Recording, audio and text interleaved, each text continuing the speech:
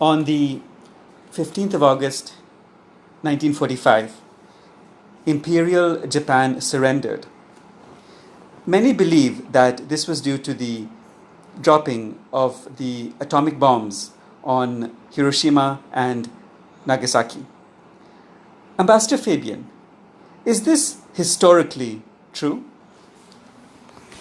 Thank you for the question, because there is a wrong popular conception that it was the atom bombs that caused Japan to surrender.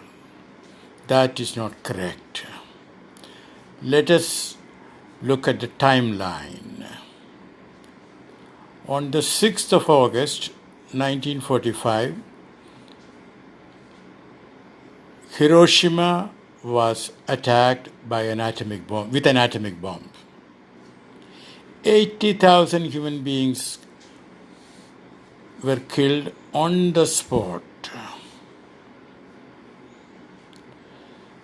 That day, when the news reached Tokyo, and I should emphasize that there was no cell phone, there was no instantaneous television, it took hours for the news to reach Tokyo.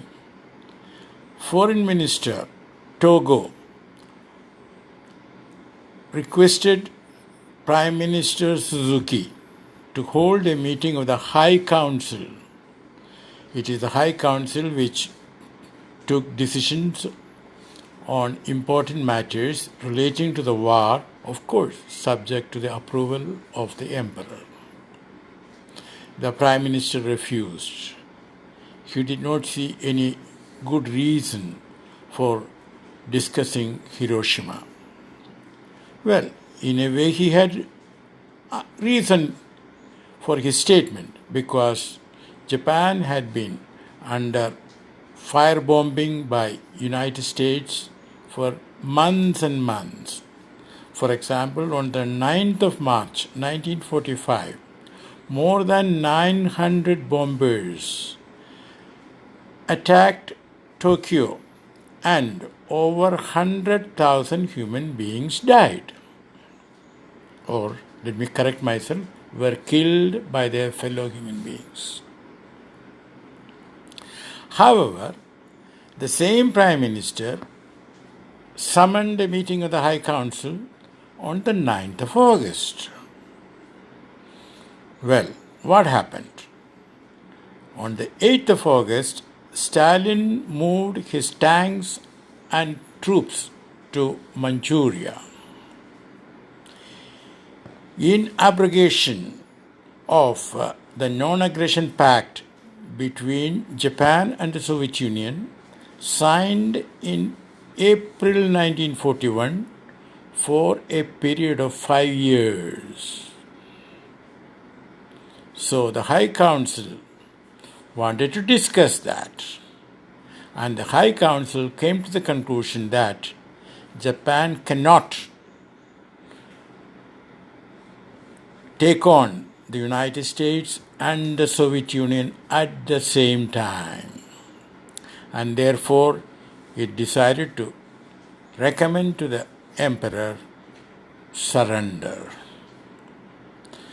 Now, we also know that on the 9th of August, Nagasaki occurred. But the report of what happened in Nagasaki reached Tokyo much after the High Council had met, taken the decision, and, broken up. In other words, a careful examination of the timeline shows that the atomic bomb attacks played no role in the final decision of the High Council to surrender. However, President Truman wanted to justify his decision to drop the atom bombs, and American scholars and others have argued that he was in the right. Therefore, we should examine we should answer the question, why did President Truman take the decision to drop the bombs? After all, he could have had an international demonstration of the destructive power of the bomb in an unpopulated desert.